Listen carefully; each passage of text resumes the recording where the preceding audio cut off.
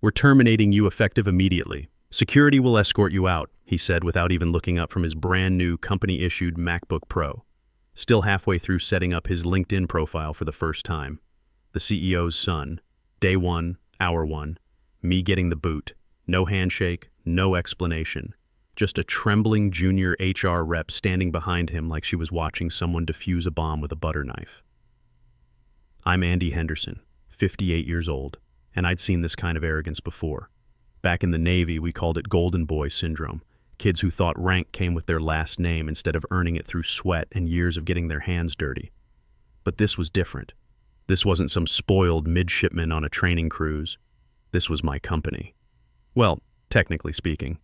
The ink on his onboarding packet was still wet, and he was already playing executioner. Christopher Morrison had his blonde hair styled like he stepped out of a Forbes magazine shoot, his Harvard MBA diploma probably still in the mail, and his confidence inflated like a parade balloon at the Macy's Thanksgiving Day parade. He didn't ask questions. He didn't even blink. Just read the termination notice off his iPad, word for word, like he was ordering coffee at Starbucks. You could tell someone coached him, probably his father or some overpriced consultant who taught him how to disrupt traditional hierarchies and modernize legacy leadership structures. The kind of business school garbage that sounds impressive in PowerPoint presentations, but crumbles the moment it hits real-world corporate politics. I didn't flinch or argue. I stood up slowly, adjusted my jacket, the same navy blazer I'd worn to board meetings for the past 15 years, and handed over my badge with the kind of calm you learn after 30 years of swallowing corporate politics and grinding through boardroom wars. The badge felt lighter than it should have. Funny how a piece of plastic and metal can carry so much weight until the moment you let it go. He thought he was firing me, thought this was his big power move on day one, his chance to show Daddy and the board that he wasn't just another nepotism hire, that he could make the tough decisions and clean house like a real executive. What Christopher Morrison didn't realize was that I'd been preparing for this exact moment for 25 years. All I said was, I want to do this right. Tell your father the board meeting in 4 hours should be interesting. The words hung in the air like smoke from a lit fuse. Christopher barely looked up from his screen, probably already mentally composing his victory tweet or planning his celebration dinner. But I caught the HR rep's eyes widening slightly. Jennifer. Been with the company for 8 years. She knew something was off, even if she couldn't put her finger on what. Then I walked out. Past the silent HR rep, past the security guard who looked more confused than concerned. Hell, Mickey had been working security here since before Christopher was old enough to drive, past the framed photo of the founding family in the lobby. That photo always bothered me. Glossy corporate propaganda showing 3 generations of Morrisons standing in front of our flagship vessel, the Houston Pride. Funny how they managed to leave out the man who actually wrote the bylaws they built their maritime empire on. The lobby felt different as I walked through it. Same marble floors, same reception desk where Patricia had been fielding calls for the past decade, same floor-to-ceiling windows looking out at the Houston skyline. But something had shifted. Maybe it was just me, but the air felt charged like the moment before a thunderstorm when you can taste the electricity.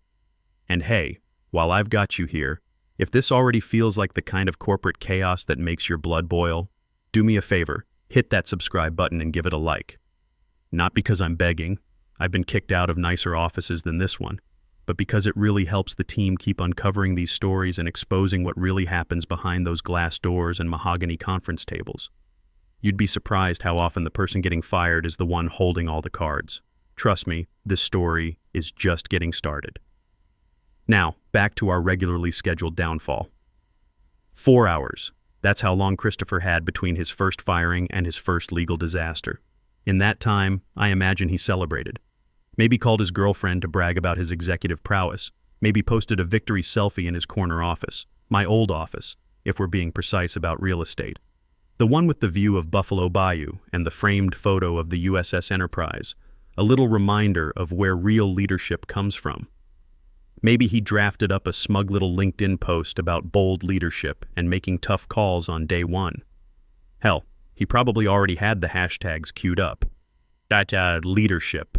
Next. Chapter. #disruptor, #innovation, or whatever buzzword his personal brand consultant told him to sprinkle into his professional persona. like seasoning on overpriced sushi. But while Christopher Morrison was probably sipping champagne from the executive bar and measuring the windows for new curtains, I was 15 minutes down the road at my attorney's office, filing paperwork that had been sitting in a fireproof safe for the better part of 2 decades. The board packet had already gone out by courier.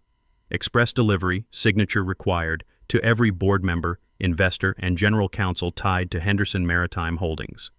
Clause 23B, titled Plainly Emergency Executive Authority Suspension Trigger, buried in the original shareholder agreement like a landmine nobody expected to step on. Written by yours truly, reviewed by legal, signed by every investor who ever thought. But what happens if leadership goes completely rogue? The answer? If an executive is terminated without a formal board vote, and that termination is initiated by a non-equity appointee, well, then that appointee loses all interim authority. The board convenes within the day. Voting power reverts to the majority shareholder, me. Because while Christopher Morrison was probably sipping champagne from the executive bar and measuring the windows for new curtains, I was filing that clause activation, dated, signed, time-stamped, and couriered to every board member, investor, and general counsel tied to Henderson Maritime Holdings. And unlike his welcome packet, mine came with a certified return receipt and enough legal documentation to choke a federal judge. He thought I'd go quietly. What Christopher didn't know was that I never built this company to be seen. I built it to be protected from people exactly like him, entitled, impatient, handed power like it came with the family Wi-Fi password. He wasn't the first Morrison to underestimate me. But he might just be the last, because by the time his LinkedIn post got halfway drafted, his name had already been flagged in the system as unrecognized executive, no voting rights, pending shareholder review. And his father, the founder, still hadn't seen the packet. But he would. Oh, he would. There's a reason my name doesn't appear in the glossy company brochures or on the About Us page. I was the ghost in the machine, the clause in the contract, the call you made when the boardroom lights were off and the Coast Guard was asking uncomfortable questions about shipping manifests. I never wanted the spotlight. I wanted structure, stability, leverage, and equity. God, the equity. While the Morrisons were naming conference rooms after dead relatives and handing out plaques to people who'd been here 5 fiscal quarters, I was taking payment in percentages, half a point here, a full point there. Equity, not bonuses. Voting shares, not titles. Every time a deal closed or an investor came sniffing around our maritime operations, I negotiated another slice, quietly, efficiently. I didn't play poker. I built the table and printed the cards. It started back when Henderson Maritime was 2 folding chairs, a whiteboard, and a founder who thought compliance was someone else's problem. Nick Morrison was a visionary, sure, the kind who couldn't remember if we'd paid our port fees or if we'd accidentally wired 6 figures to the guy who painted our break room. Classic entrepreneur. Big ideas, bigger blind spots. I stepped in during our second year when the Coast Guard showed up asking about some missing cargo manifests. Nick was ready to lawyer up and fight. I suggested we fix the systems instead, streamlined operations, stabilized cash flow, secured our shipping contracts with the major oil platforms in the Gulf, made us legitimate, made us profitable, made us bulletproof. For my trouble, he offered me a VP title and a corner office with a view of the ship channel. I declined, asked for stock instead. You'd rather own the ceiling than sit under it, he joked, lighting up one of those Cuban cigars he loved so much. Exactly, I said. By year 3, I was sitting on 18%. Not bad for a Navy logistics officer who knew how to read a balance sheet. By year 8, when we landed the ExxonMobil contract and started moving real tonnage through the port of Houston, I was up to 41%. The CFO left in a screaming match over misallocated funds and some creative accounting that would have made Enron blush. I picked up his shares at a deep discount. Divorce is expensive, and Timothy needed cash fast to keep his ex-wife from taking the kids to California. When Nick's brother tried to sue us into oblivion over some offshore shipping disaster that made the evening news for all the wrong reasons, he failed spectacularly. Turns out when you keep meticulous records and follow Coast Guard regulations to the letter, it's hard to prove negligence. After his legal fees mounted into 7 figures, he offered to settle privately. I took his remaining 26% in exchange for a bulletproof NDA and a promise never to leak the family's regulatory nightmare to the maritime trade publications. 67%. That's where I sat, quietly. No fanfare, no parades, just majority ownership, neatly filed in the Delaware registry where Henderson Maritime Holdings was incorporated.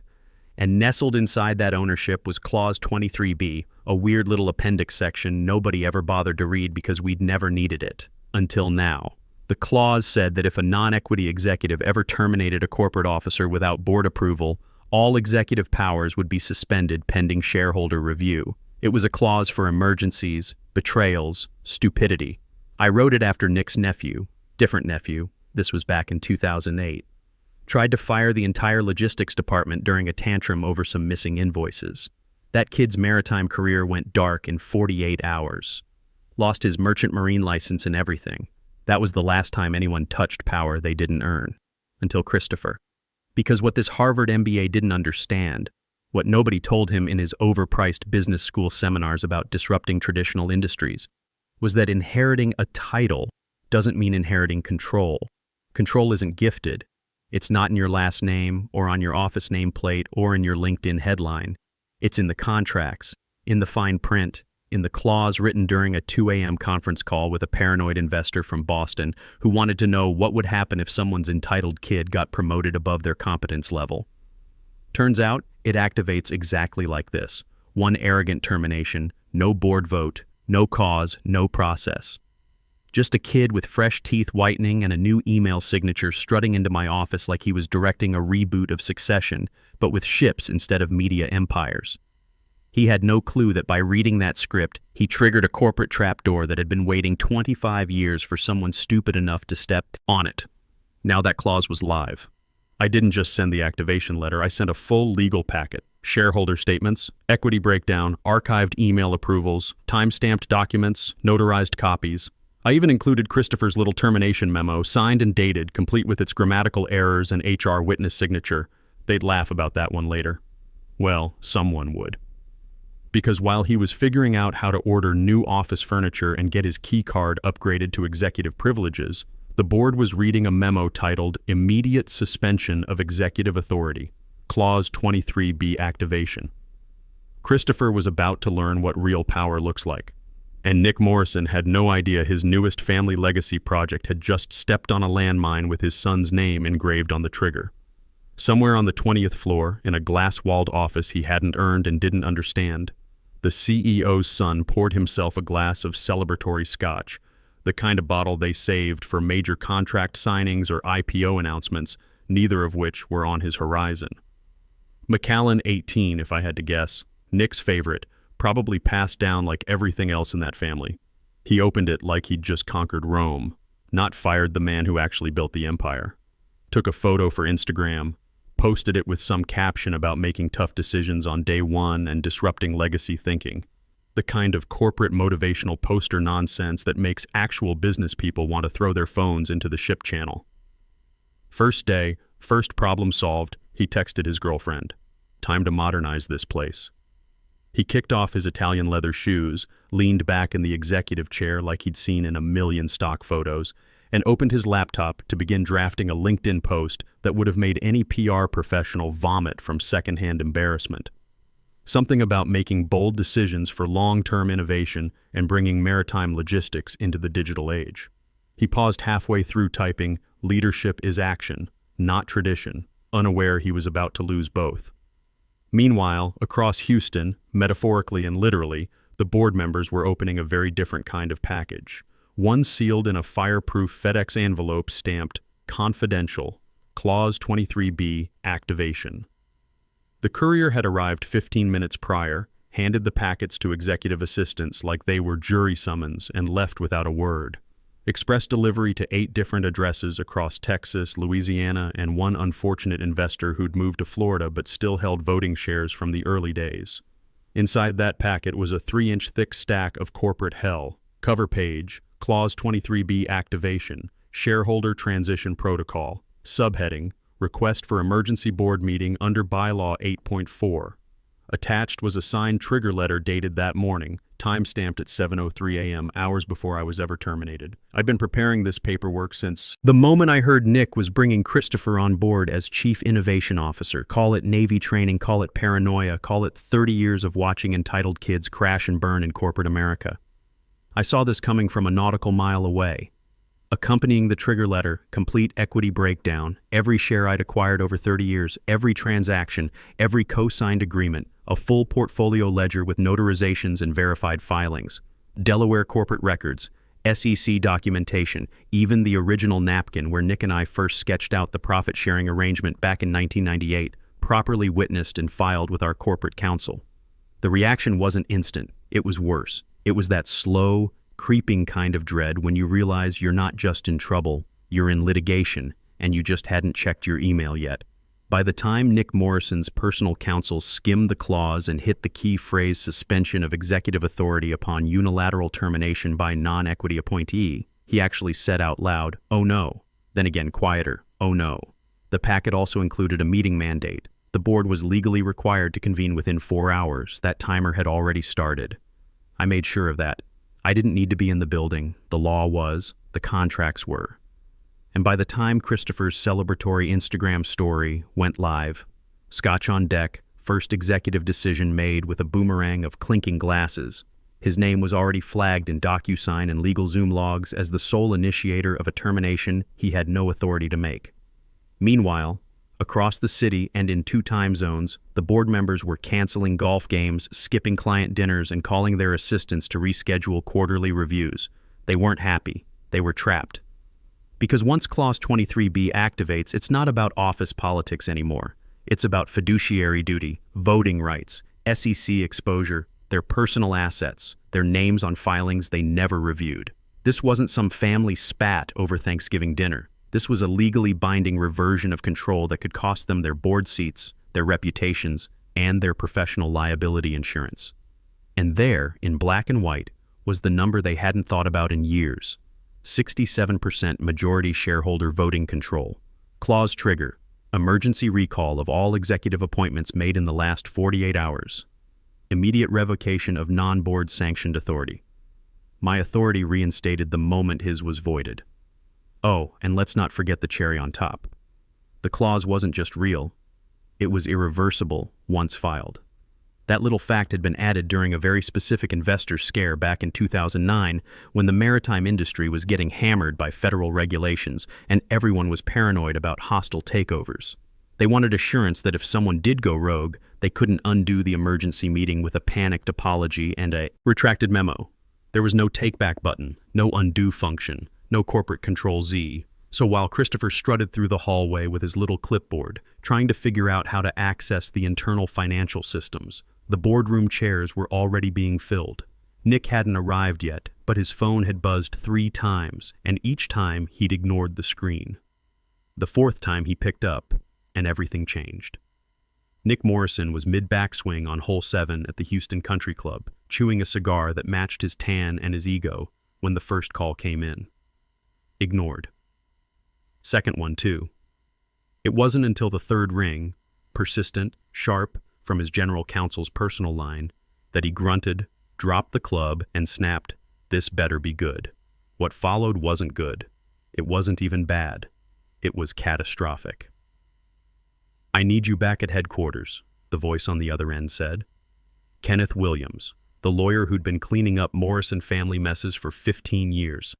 His voice had that particular strain you only hear when someone's about to deliver news that ruins your entire decade. "Right now." "What? Why?" Nick barked, already knowing he didn't want to hear the answer. "Your son signed something. You need to hear this in person." Click.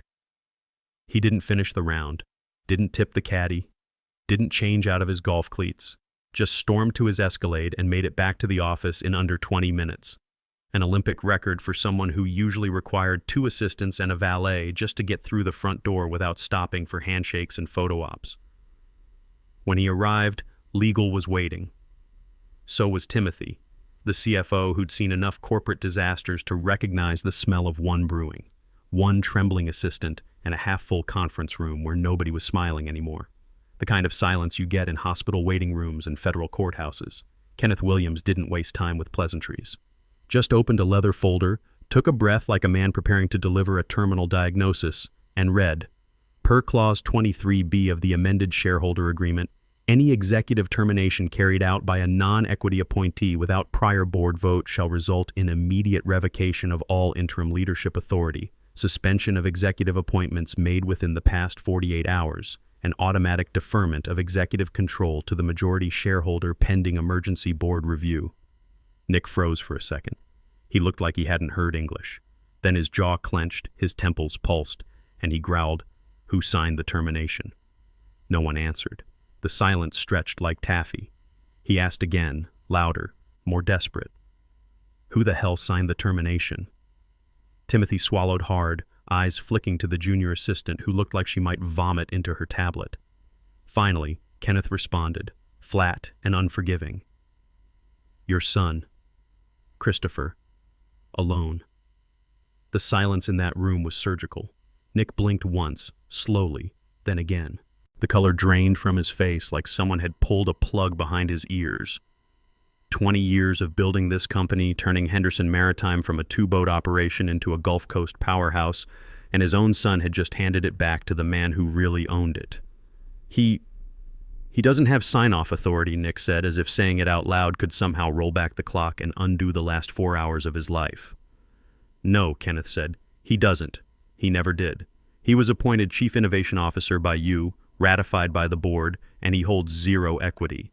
His authority is entirely derivative, which means under Clause 23B, his unilateral termination of a corporate officer is invalid and illegal." Nick ran a hand over his mouth, pacing like a caged animal, muttering under his breath, "Jesus, Jesus Christ." Then louder, "This is a misunderstanding. I'll talk to him. We'll rescind it." Kenneth didn't let him finish. "There is no rescind. The clause is live. It's been triggered. Paperwork was filed before the termination was executed, time-stamped, notarized, and distributed to all investors. You've got 90 minutes left before the emergency meeting begins." "But he's my son," Nick tried, the words coming out like a plea. "He's not a shareholding family member," Kenneth cut in. "And right now he's sitting in Andy Henderson's office, drinking your good scotch and asking the IT department how to change the company mission statement." Nick sat down hard, like the chair had punched him. His hands were shaking. No longer the swaggering patriarch of a $500 million maritime empire, just an aging man who realized he'd handed a loaded gun to someone who thought the safety was optional. "Where is Andy?" he asked, voice barely audible. "Probably writing his acceptance speech," Timothy muttered. Nick looked up, eyes red. "What do we do now?" Kenneth closed the folder. "You sit in that boardroom. You listen. You do not interrupt. And when he walks in, because he will walk in, you remember that Andy Henderson holds 67% of this company." "God help us all," Nick said, mostly to himself. At exactly 2:59 p.m., the boardroom door handle turned. Slow, deliberate. You could feel the room tense like a live wire. Nobody spoke. Even Christopher, who'd been summoned from his office celebration, stopped scrolling through his phone. I walked in at 3:00 on the dot. No rush, no fanfare.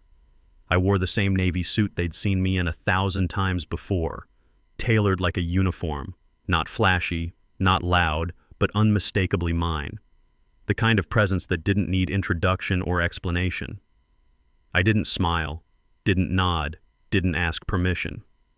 I walked straight to the head of the table, the seat Nick hadn't touched since the clause landed like a depth charge, and placed a leather folder in front of me.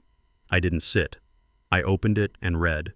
My voice was calm, not theatrical, not emotional, just fact. As majority shareholder, I said, I formally request a binding vote to rescind all executive appointments made in the past 48 hours, pending shareholder review. The words hit like hammers on steel. No reaction at first, just silence, as if the room had forgotten how to breathe. Then the board chair cleared his throat. Motion received, logged, and entered into record for immediate consideration. Christopher looked like he might faint. His mouth opened, but no sound came out. His hands, so steady hours earlier when he signed a firing memo with a signature that meant nothing now, trembled around the edges of his legal pad. And still, I didn't speak. Nobody did. Because there it was, written, spoken, witnessed. A reminder that I hadn't lost control when I was escorted out. I had given them the illusion of it. They thought I'd walk away. They thought the badge meant power. But I wasn't an employee. I was the owner. And this was my reminder. The lawyer confirmed the filing.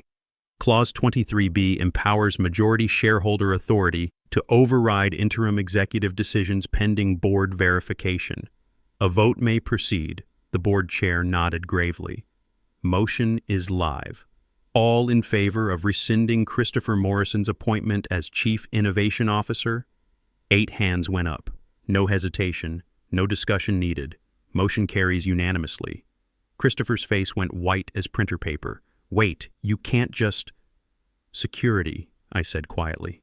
Not loud, not theatrical. Just fact. 2 guards appeared at the door like they'd been waiting in the wings. Mickey, the same guy who'd escorted me out that morning, gave me a small nod. Professional respect between working men. Christopher Morrison, Mickey said gently. I need your badge, company phone, and office keys. The Harvard MBA looked around the room like someone might save him. His father stared at the table. The board members studied their papers. Nobody met his eyes. He fumbled with his badge, hands shaking. This is my family's company. No, I said, finally taking my seat at the head of the table. This is my company. Your family just worked here. The next morning, I walked into Henderson Maritime Holdings as executive chairman. Same building, same Houston skyline outside the windows, but everything had changed. The company was back where it belonged, in the hands of someone who understood that power isn't inherited. It's earned, one contract at a time, one smart decision at a time, one carefully written clause at a time. Christopher Morrison's LinkedIn went dark within 48 hours. Some lessons you only get to learn once. As for me, I had work to do, ships to move, contracts to honor, and a company to run the right way. Thanks for staying with this story. Hit that subscribe button if you want to see more tales of what happens when preparation meets opportunity. Trust me, there are plenty more where this came from.